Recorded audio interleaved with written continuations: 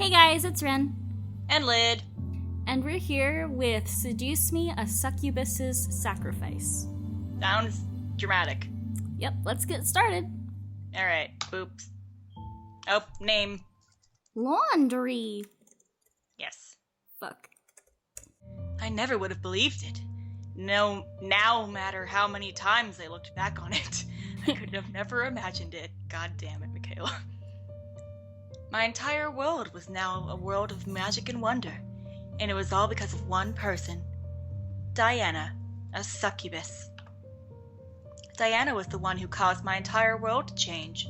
She was the one who brought the boys to my home, the inciting incident of the change in my life. That's a writing term. She showed me magic and life beyond the human world, and I would forever be grateful to her for that. However, one fact still haunted me. Diana was also the one who murdered my grandfather. Murdered? In an act of desperation, she had come to the human world and sacrificed my grandfather's life to get there. It was a choice she obviously didn't want to make, but one she had no choice in the matter on. I felt both pity for her and a small form of torment from the situation. My grandfather was a man I loved very much. He raised me like his own daughter, and I didn't even get the chance to say goodbye. It was a tragedy. Still, I had to understand why. My curiosity desperately clung to the word. Was there truly no other way? Diana, let's go to my grandfather's grave. What? Why? I want to visit him. Come with me. Very well. Diana was surprisingly obedient, despite being the one to place my grandfather in the grave. She had already proven to me her regret and sorrow, but I could tell she was holding something back. I needed to know what it was and why my grandfather had to die for her. There had to have been something else that she could have done. We traveled in silence to the graveyard once more, where my grandfather was buried 6 feet under. The stone slab was as clean as ever, and no one was around. It was only fitting as the cloudy sky above let rain fall upon us and soft mists enveloped the area. It was almost picturesque to stand in the graveyard with the atmosphere the weather was giving us. Still, we stood at the foot of the grave, staring at the engraved letters in stone. I held a black umbrella over my head as Diana conjured a clear umbrella between her arm and side. Oh! Oh my! This is good art! Yeah, they commissioned a different artist. Holy moly! As I looked over to Diana, I watched as she formed a vase with lilies in her hands, cupping it gingerly and becoming lost in thought. Diana, Yes, dear? can you tell me what happened? Diana stared at me in disbelief and confusion. What happened? Like, from the beginning. I want to know everything that happened and why he had to die.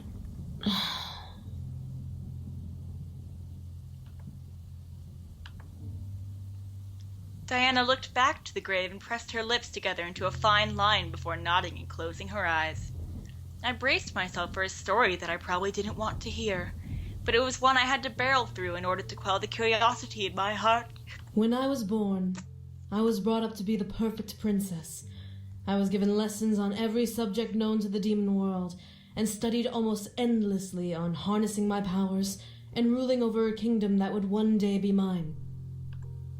As I grew up, I began to master my powers and eventually became known as the most powerful succubus in the demon world. By the time I was old enough to be, as humans say, a teenager, I was making armies bow to me in allegiance and obedience. I smiled a bit, seeing her lips curl up in a nostalgic grin. I could practically imagine it. Down! Bark! Amazing. That's incredible, Azair. Really? Thank you, Daddy. Sir, a message. Huh. Hand it here. Father? Well, I have to say, I'm very shocked. Dear? What's going on? The Demon Lord is willing to consider our offer. Are you certain? What offer? An offer that will save this kingdom is there. A marriage proposal. A marriage? Between me and one of his sons?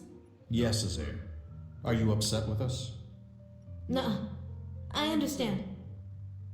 You do? Mm-hmm. If I can help this kingdom by getting married, then I will do it. We're proud of you, dear. We're so happy you understand. When I learned of my engagement, I became determined.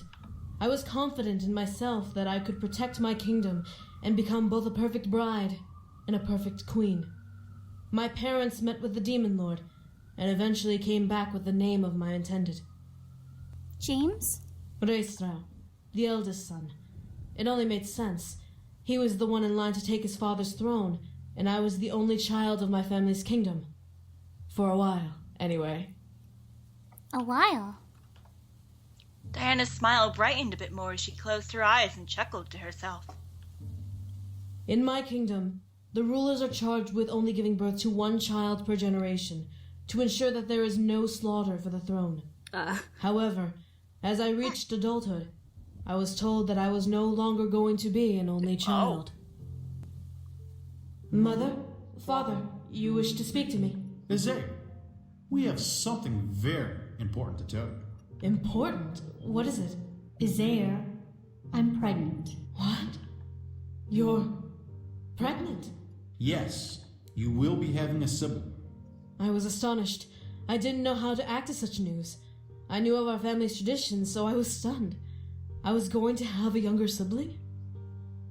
Please, say something. Finally, as it all settled in, I was overjoyed. The thought of having a younger sibling was too exciting to hold in. When I would be in the Demon Lord's castle being a queen, my parents would be able to bring up a new heir to take my place. I'm so happy! This is wonderful!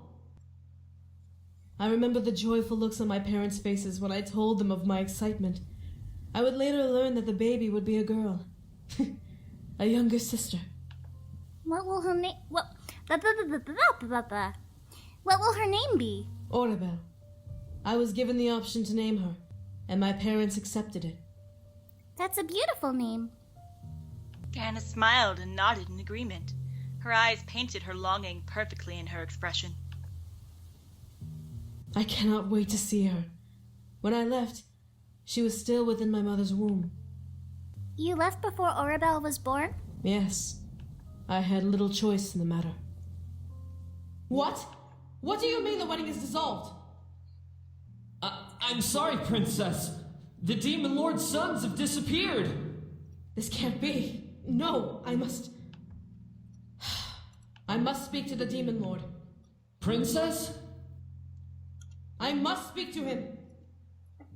When I learned of the boy's disappearance and the possibility of my marriage dissolving, I panicked and rushed to the Demon Lord, begging to allow me to find his sons and bring them back. I was thankful that he agreed, and I spent every waking moment I had trying to find their trail. When I did, I ripped it open and came through myself without a second thought. I still remember that day. A gate spell! How could I have been so blind? They didn't just vanish. They left this plane for the human world. Damn it! My princess. What should I tell the Demon Lord? Tell him I found out where his sons have gone. Once you deliver the message, go back to Lilith Castle. Back to the castle? But what about... I'm going to the human world alone. You need to send word to them and tell them what happened. But what will I say? Tell them their daughter is protecting them. If they demand an explanation, tell them everything. Now go. As you wish, Your Highness. All right. Time to find my husband. I recast the spell and found myself entering a hospital where your grandfather was visiting. As the gateway closed, your grandfather took his last breath and passed away before he even realized what was happening. How could he have not known? I was draining his life energy to maintain the connection to him through the gate spell. I overpowered his will to fight back and locked his focus so he couldn't see me coming. That's underhanded. That's the instincts of a demon. We strategize and overpower our targets so that we can take advantage of them, human or demon. Diana let out a sad sigh before gripping the vase in her hands. The moment he took his last breath, was the moment I realized what I had done and became racked with guilt. I ran as far as I could and wallowed in what I had done to that man, questioning everything I was doing and why I was doing it. But soon enough, I became filled with purpose once more. I had to find the boys. I had done too much damage to try and turn back, so I had to go all of the way. I shook my grief out and returned to my hunt. Then you found me. Then I found you, dear. Diana looked to me, her eyes full of guilt and self-reflection. I can never take back what happened. If there was any way I could undo what I had done, then I would. I am truly and deeply sorry. It's okay. At least I know now. Diana was genuine enough to open up to me about the ordeal. It almost looked like a heavy weight had been lifted off her shoulders just from the sigh that escaped her lips at my reply. As she looked back to the grave, she knelt down and placed the vase on the gravestone. I wonder what my parents will think. I'm sure they'll understand, Diana. Well, I'll get to see them soon enough, I suppose, whenever I return. And Orabelle. Diana's smile returned at the sound of her sister's name. And Orabelle. I'll finally be able to meet her. However, despite the words that rang out from her lips, her hand gently grasped mine. I still have more to teach you, so I will not be leaving I yet. felt glad that she was willing to stay and keep teaching me, despite what had happened. While it was her punishment for killing my grandfather to tell me everything she knew, she was willing to stay and keep her word instead of running back to where she was. I was a bit honored. I'm glad. Thank you. Who knows? Maybe I'll bring you back with me so you can meet my parents and sister as well. Really? For a while, anyway. I'll have to take care of the Demon Lord, since I failed to find his sons. I'm sure you'll be fine. Oh, that's it? Okay. All right. Usually you get a line of narration. That was a bit of an abrupt ending. Yeah. Well, that was Diana's prologue. Okay. Guess Pretty what's art. up next? Is it Seduce Me to the Demon War? Woo! Thanks for watching, and we'll see you guys next time. Bye-bye. Bye-bye.